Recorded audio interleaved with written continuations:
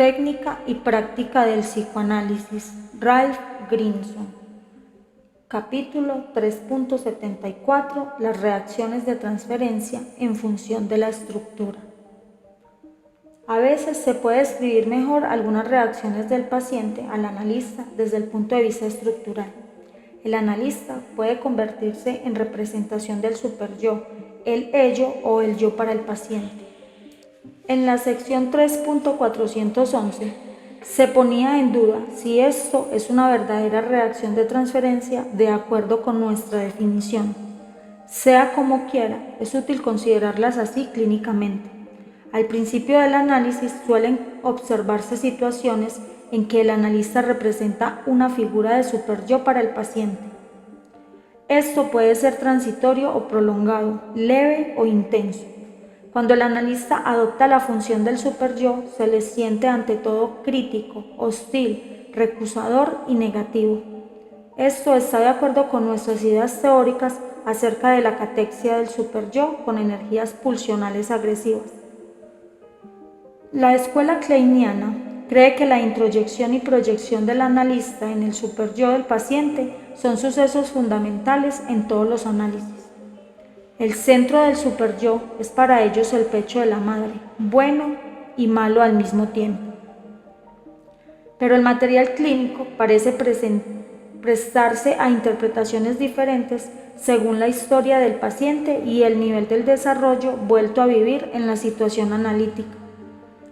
Cuando el analista se convierte en representación del superyo, siempre está imbuido de impulsos, actitudes y fantaseos hostiles.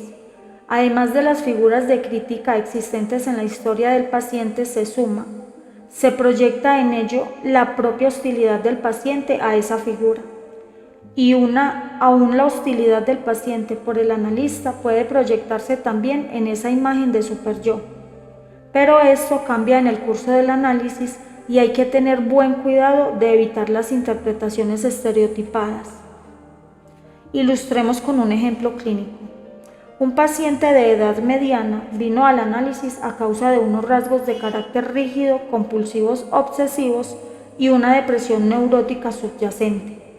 En la primera parte de su análisis, constantemente tenía la idea de que yo desaprobaba su modo de trabajar. Asociaba esto rutinariamente con el padre estricto de los días de su infancia. Lentamente se fue evidenciando que el padre no había sido tan desaprobador como el paciente me sentía a mí. Interpreté entonces para él cómo transfería a su propia hostilidad por su padre. Yo recibía hostilidad de dos partes, hacia mí y la de la irritación del paciente consigo mismo, proyectada sobre mí. Posteriormente descubrimos aún una tercera causa de hostilidad. Él me despreciaba. Yo no era un científico puro, sino un materialista y un sensualista. Mi modo de hablar, mi vestimenta, las cosas que había oído de mí le convencieron de que yo era un comerciante que vivía espléndidamente. El Tom Jones del psicoanálisis. El análisis de estos sentimientos reveló ante todo que detrás de ese desprecio se escondía la envidia. Me tenía envidia y ahora proyectaba el desprecio sobre mí. Creía que yo despreciaba su moral de clase media. Cuando el paciente empezó a cambiar, cambió esta constelación. Se permitió sentir las frustraciones de su vida sexual y se metió en un lío amoroso, una actuación. Primero le pareció que yo desaprobaba su conducta, pero no le importaba. Estaba cansado de hacerse el bueno. Quería su parte debida del placer, y si a mí no me gustaba eso, jódete, doctor. Estoy cansado de mi perfeccionismo. En realidad, me disgusta tanto como me disgustaban antes ustedes, los que viven así. Yo soy mejor Tenorio que antes de Remilgado. Soy incluso mejor para mi esposa y mis hijos. Ahora temo que usted quiera quitarme eso, pero lo defenderé contra usted. Y le advierto que estoy terriblemente enojado y ningún desgraciado psicoanalista me va a estorbar mis placeres.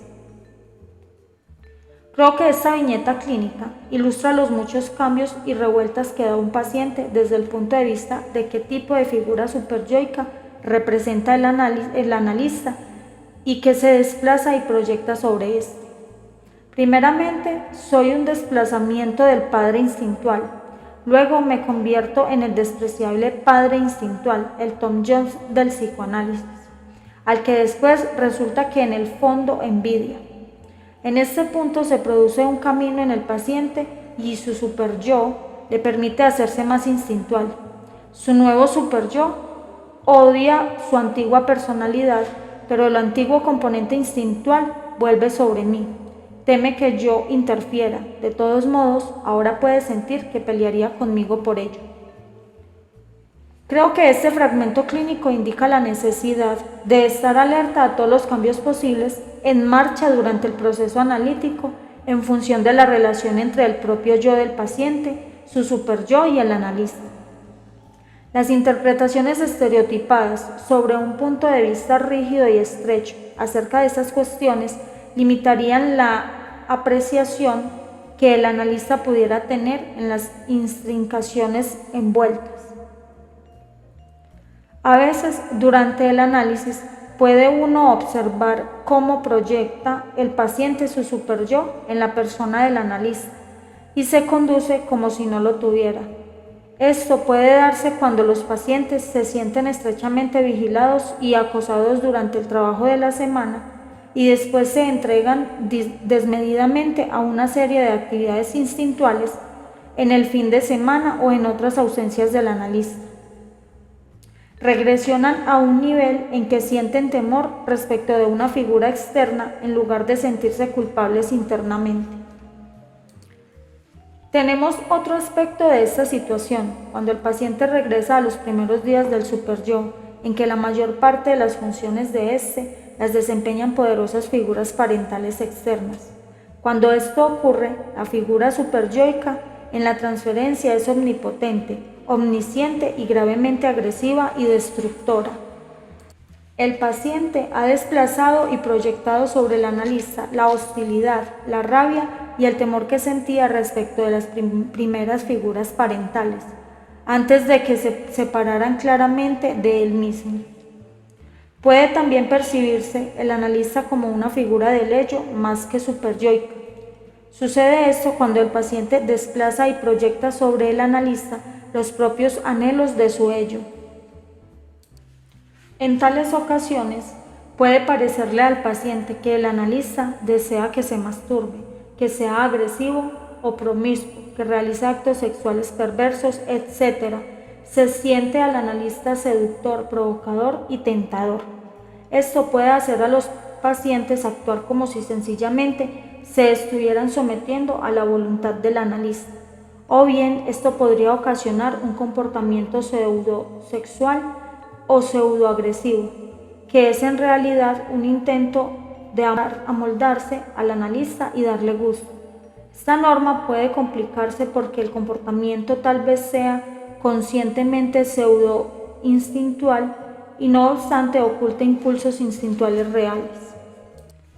Por ejemplo, un paciente relativamente inhibido pasa una noche de relación sexual con una mujer extraña, haciendo muchas cosas sexuales que por lo general evita. Al principio dice que estaba algo embriagado y que eso lo llevó a tal situación. Algo más adelante comprende que lo hizo por darme gusto. En realidad tuvo el pensamiento de que si hace todas esas cosas, el doctor dejará de sondearlo. Solo mucho después comprende que la capacidad de hacer todas esas cosas indicaba algún deseo latente dentro de sí mismo. El analista también puede servir de prolongación del yo del paciente para comprobar la realidad de acuerdo con la fórmula. ¿Qué haría mi analista ahora? ¿Cómo reaccionaría con esta situación?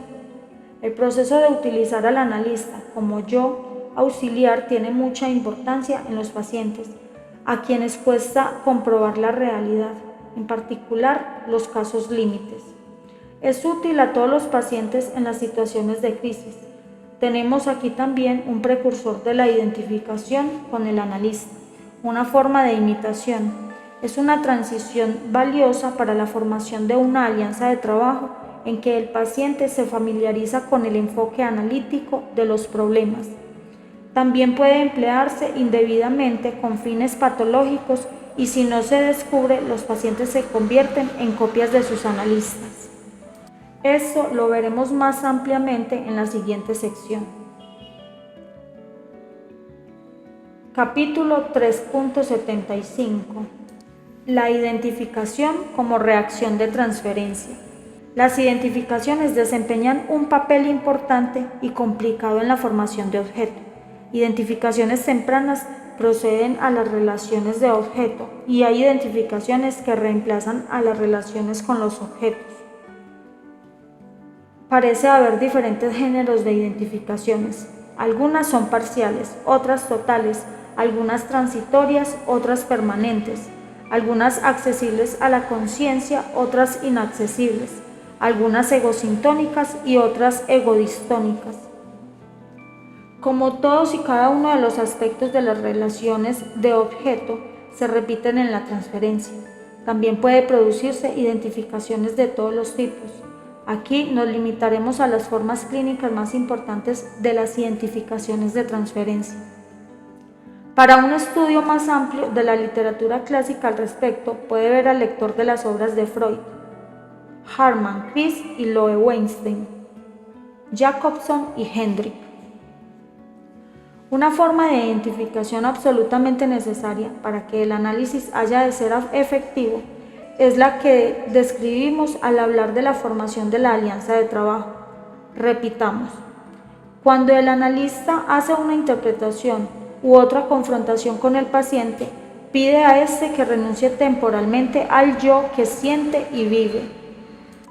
El yo que asocia libremente y observa con el terapeuta lo que acaba de sentir. Es decir, se le pide que se identifique parcial y temporalmente con el analista.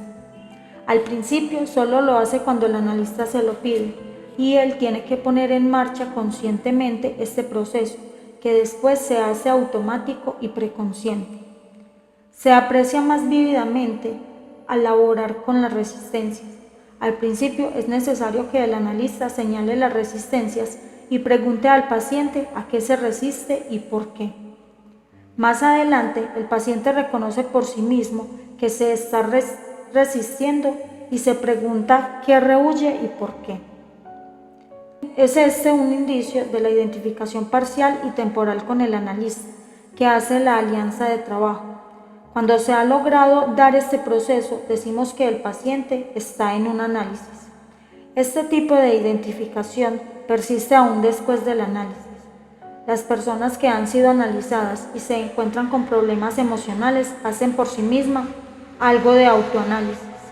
Mientras dura un análisis, los pacientes se identifican con el analista como un medio de habérselas con él como figura creadora de angustia. Yo he visto pacientes de estos tener súbitos y señalados cambios de comportamiento en su casa y en la situación de trabajo. Un paciente mío, irritable y que se dejaba llevar por sus impulsos, tuvo de pronto una conducta complaciente, razonable y reflexiva. Su familia y sus amigos echaron de ver esta sorprendente metamorfosis, que también se advertía en su modo de trabajar en la hora analítica. Su impetuosidad y sus cambios de humor parecían haber desaparecido, pero sus asociaciones parecían afectadas y estériles. Después describió un estallido de cólera de uno de sus hijos y me llamó la atención la reacción del paciente, despegada y nada emocional. Se conformó con preguntar al niño qué lo había puesto así. Esto no concordaba en nada con el carácter del paciente. Finalmente comprendí lo que estaba pasando cuando se puso a emplear ciertas palabras y frases que tenía un dejo familiar. Había adoptado el vocabulario que yo estaba acostumbrado a emplear y que le era ajeno. Se había identificado conmigo sobre la base de una identificación con el agresor, mecanismo que describió Anna Freud como medio de tratar de enfrentarse a un objeto que espanta. El paciente trataba de interpretar su propio material para adelantárseme. Era una resistencia, un modo de defenderse. Había empleado identificaciones semejantes en su pasado para tratar de sobreponerse a su angustia frente a las figuras de autoridad. Este tipo de identificación con el analista suele verse en análisis. El paciente adopta el papel del analista con su familia y sus amigos, y aún con el analista mismo. Pero los pacientes se identifican también con el analista por otras razones. Por ejemplo, como medio de manifestar su ansia de intimidad. Esto se asemeja al tipo de ansia de transferencia descrito por Ferenczi. Los pacientes que se hallan bajo la influencia de una transferencia positiva adoptarán los modales, las características, los rasgos y los hábitos del analista a manera de manifestación de su amor y, cosa aún más importante, como un medio primitivo de relaciones con un objeto. Ha de tenerse presente que la identificación es la variedad más temprana de relación de objeto y desempeña un papel decisivo en la formación de la representación de sí mismo y de la estructura del yo. No siempre es posible separar las diversas funciones de identificación unas de otras. He visto pacientes masculinos que solían ser atildados en el vestir, volverse descuidados y vestir de cualquier modo, como dicen que soy yo. Cambian de marca de cigarrillos y adoptan la misma que yo, o se ponen a fumar cigarrillo puro si yo lo hago. Un paciente empezó de pronto a estudiar música, cosa que descubrí era atribuible a alguna charla psicoanalítica relativa a que en mi casa se tocaba música de cámara. Estas identificaciones proceden en lo fundamental de un analista idealizado de ser amado por él en el nivel más profundo, de hacerse uno con él. Hay todavía otro motivo posible para este género de identificación. Los pacientes se identifican a veces demasiado rápido y ansiosamente con el analista para formar una nueva identidad, para ocultar su identidad verdadera. Esto puede verse en los pacientes llamados de identidad encubridora, que es una forma del carácter como si. Hay pacientes que presentan el cuadro inverso y parecen capaces tan solo de una identificación mínima con su analista. Pueden formar la identificación parcial y transitoria de la alianza de trabajo, pero apenas nada más. He tenido pacientes en análisis durante muchos años que laboran frecuentemente en ello, pero sin identificación alguna conmigo, ni siquiera en cosas donde podría ser muy útil. Los pacientes que tienen angustia en la expresión verbal no adquieren mi habilidad verbal. Los que son generalmente tímidos no se identifican conmigo en mi franqueza. Se identificarán conmigo en algún aspecto trivial. Se comprarán una pluma como la mía o llevarán las camisas con cuello abotonado, pero no se identificarán conmigo en ninguna característica más importante. Estos pacientes tienen temor a la identificación, contra la cual están en lucha constante. Para ellos, identificación equivale a dejarse avasallar, a ser conquistado o absorbido, a perder su propia identidad.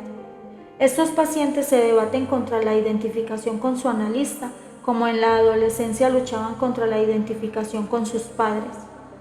Se observa identificación extraña, transitoria y súbita en pacientes limítrofes o psicóticos muy enfermos. Para ellos, la identificación es un medio desesperado de aferrarse o de establecer alguna forma de relación con la realidad y los objetos. Hace unos años entrevisté a una señora casada y con 2 hijos pequeños con la intención de analizarla. Su comportamiento y su historia no parecían presentar nada mórbido que contraindicara el psicoanálisis. En la primera entrevista le ofrecí un cigarrillo y no lo aceptó, diciendo que no fumaba. En la sección siguiente vi con gran sorpresa que sacaba una cajetilla de cigarrillos de la misma marca que yo consumía, y se fumó unos cuantos. Era el primer indicio de un episodio psicótico impaciente que empezaba a manifestarse. Capítulo 3.8. Las resistencias de transferencia. Las resistencias de transferencia podrían en realidad estudiarse como una categoría de las relaciones clínicas de transferencia, pero este grupo de fenómenos de transferencia tiene una importancia clínica especial y merece mayor atención y una elucidación cuidadosa. Como ya dije, las resistencias de transferencia son las causas más importantes y frecuentes de obstrucción a la labor analítica. Se pasa más tiempo analizando las resistencias de transferencia que en cualquier otro aspecto de la labor analítica. Las resistencias de transferencia insuficientemente analizada es la causa más importante de interrupción o estancamiento en los análisis.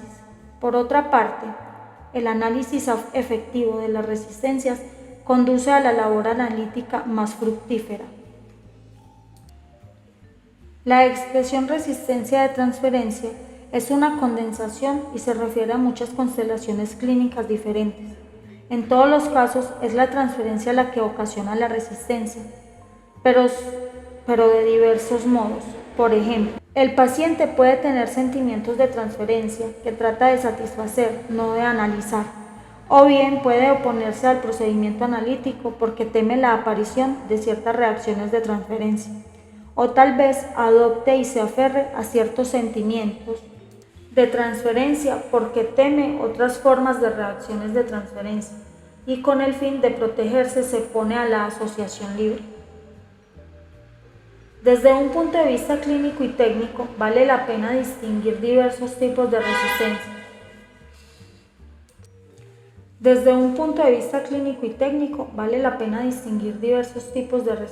De transferencia, porque difieren mucho en la dinámica y estructura y en la dificultad de la tarea técnica.